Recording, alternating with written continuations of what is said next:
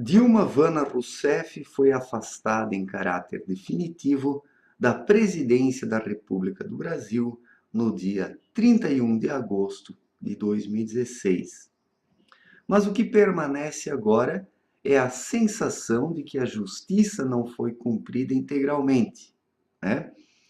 Porque 61 senadores votaram pelo afastamento definitivo da presidente Dilma, mas depois muitos senadores, seguindo Renan Calheiros, o atual presidente do Senado, optaram pela preservação dos direitos políticos da dona Dilma, algo que não foi conferido a Fernando Collor de Mello, né?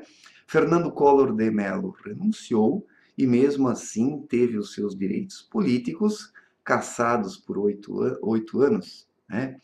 E ele próprio se manifestou a respeito disso agora, né? Dizendo que com ele foram rígidos, mas que com a dona presidente Dilma Rousseff estavam sendo mais lascivos.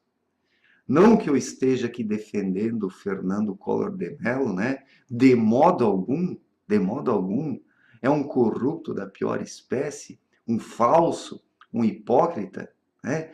Teve que ser impeachmentado mesmo, porque o Brasil estava afundado, o seu plano econômico não deu certo, ele confiscou as poupanças das pessoas, né? Muitos brasileiros passaram por grandes dificuldades porque tiveram o seu dinheiro retido, né, por um decreto na época da presidência da República. E o que eu pergunto agora é o seguinte, né? A dona Dilma Rousseff, será que ela vai ocupar algum cargo político? Será que alguém vai arrumar alguma vaga para ela? Para que ela disponha de alguma espécie de imunidade, né? Para que ela disponha de algum foro privilegiado, porque é o que pode acontecer, né? Já que ela não teve os seus direitos políticos cassados, ela está apta a assumir alguma posição, né? Algum cargo. E se ela assumir algum cargo e dispor de algum foro privilegiado, fica até difícil de colocar a mão nela, né? Será que tudo isso não foi estratégico aí por parte do senhor Renan Calheiros e os seus comparsas? Porque nós vemos que o PMDB está dividido. Inclusive, alguns senadores deste partido votaram contra o afastamento definitivo da presidente Dilma. E alguns que votaram a favor do seu afastamento votaram contra a perda dos seus direitos políticos, né? Então, como Michel Temer vai governar de forma efetiva se até o seu partido está dividido, né? Uma que o PMDB não tenha uma unidade ideológica. Para mim, o PMDB não tem nem ideologia, né? Não tem nem ideologia. A ideologia do PMDB, né, bem entre aspas, é a busca pelo poder, é a ambição política. Porque o PMDB ele surgiu a partir do MDB, o Movimento Democrático Brasileiro, que surgiu durante o regime militar, que congregava partidários de diferentes partidos.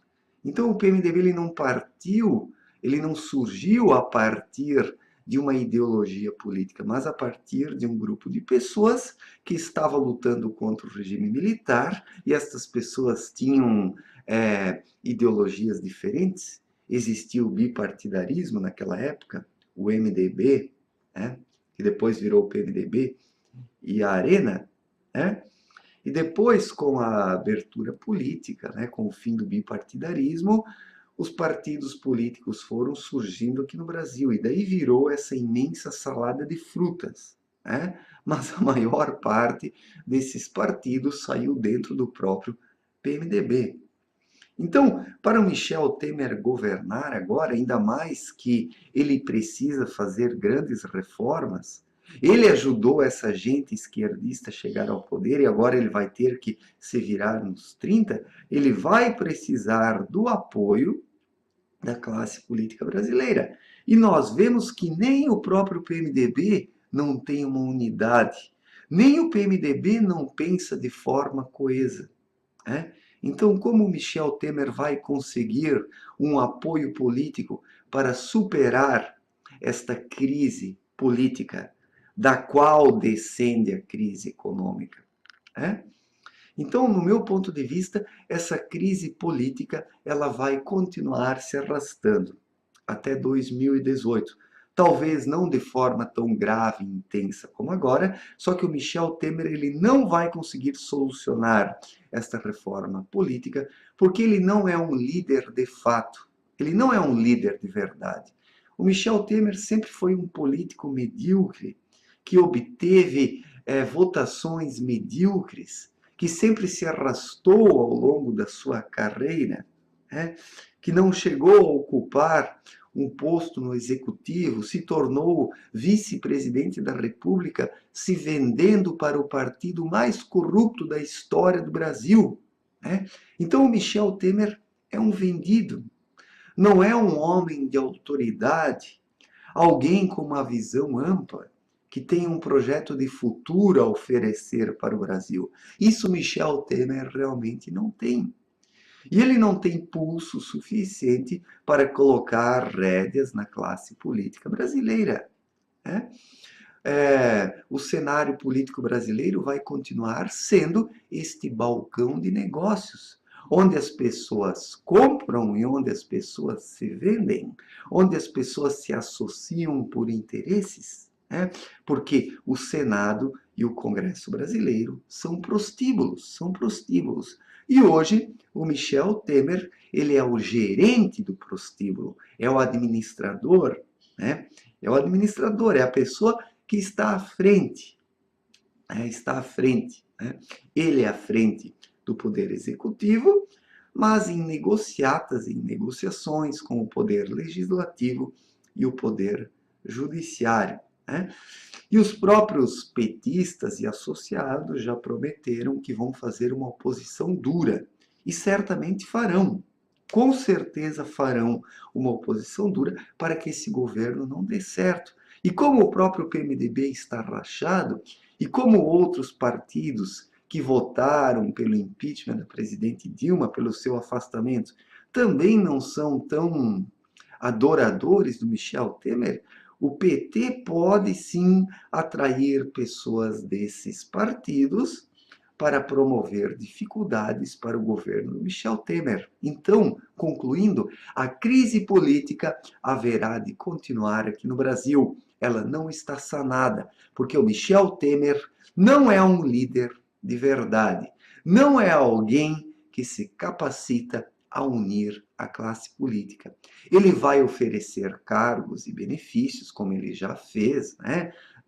Conferiu salários, conferiu aumento salarial aos altos funcionários públicos, voltou atrás com a questão do Ministério da Cultura, e é alguém que vai proceder assim, negociando, né? Mas sem pulso firme, sem autoridade, sem o verdadeiro caráter público que um presidente da República precisa ter.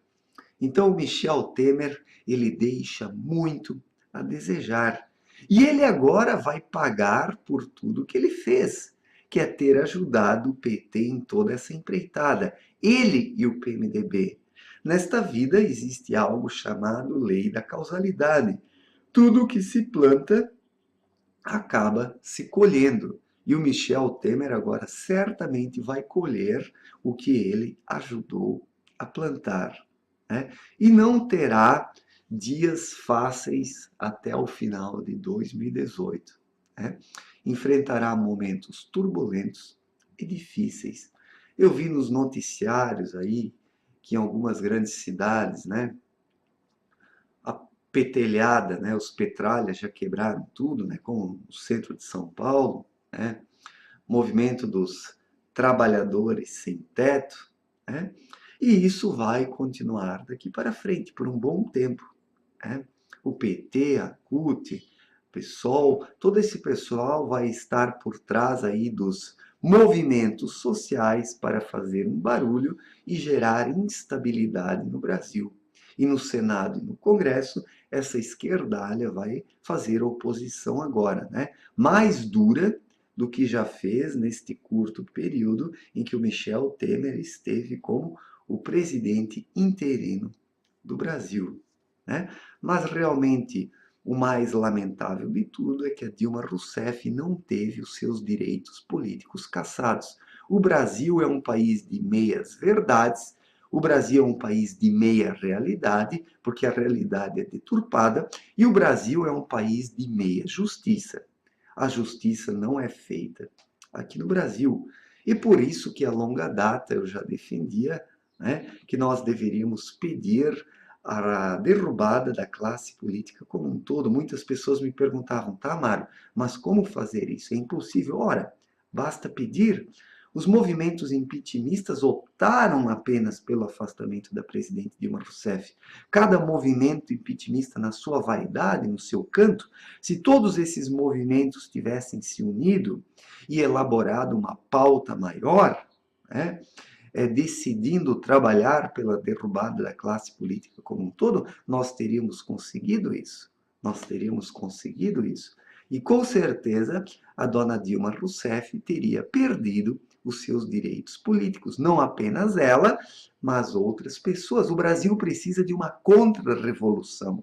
O Brasil precisa de um contragolpe cultural, né? E isso somente pode se dar por meio de uma grande mobilização popular, por meio de mobilizações sociais, de fato, né? Mas eu não vou criticar aqui os movimentos impeachmentistas, né? Eu não estou contente com esta situação, mas vou me abster de criticar, né? Afastar a presidente Dilma Rousseff talvez seja alguma coisa, né? Não sei, mas não podemos parar por aí. Se nós pararmos agora, cruzarmos os braços e acreditarmos que a guerra está vencida, então estamos perdidos. A nossa luta precisa continuar para que possamos vencer a guerra.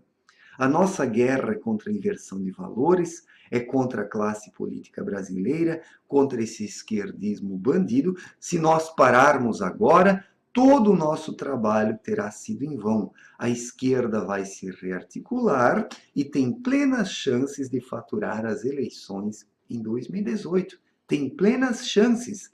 Não sejamos ingênuos. Não sejamos ingênuos. Bom, mas eu vou ficar por aqui, né? O que eu tenho a dizer hoje é isso.